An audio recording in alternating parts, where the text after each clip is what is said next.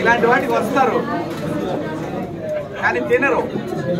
Cinema చూడడానికి వస్తారు. తింటే కదా టేస్ట్ తెలిసింది, తినాలా, తింటే కదా తెలిసింది. ఏమి ఎండింగ్ చేసుకునేది ఏం లేదు.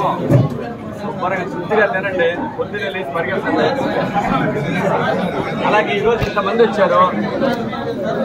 సారి ఎలక్షన్ లో ఇలాగే అందరూ ఓటేయడానికి రాండబ్బా, ఓటేయడానికి రండి, ఓటు వేయాలబ్బా. మీరు ఎవరికైనా వేసుకోండి, పలానోడికి ఏమని నేను చెప్పను. ఓటు వేయడానికి రండి, ఓటు వేయాలా, మంచివాళ్ళు ఎన్నుకోవాలా.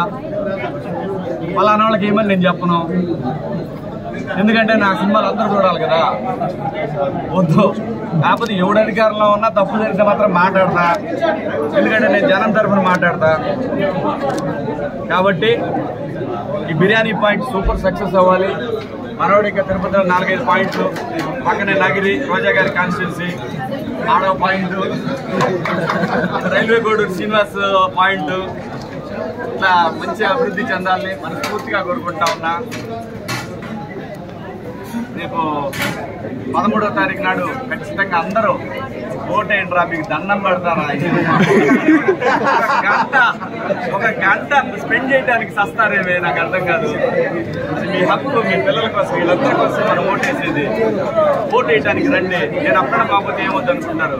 బిర్యానీ పాయింట్కి వచ్చి ఓపెనింగ్ వచ్చి తిన్నట్టారా, ఇది ఎంత ముఖ్యమో అది కూడా అంతే ముఖ్యం, అర్థం చేసుకోండి. ఈ తరం పిల్లల కోసం మనందరం ఇక్కడ ఉందే.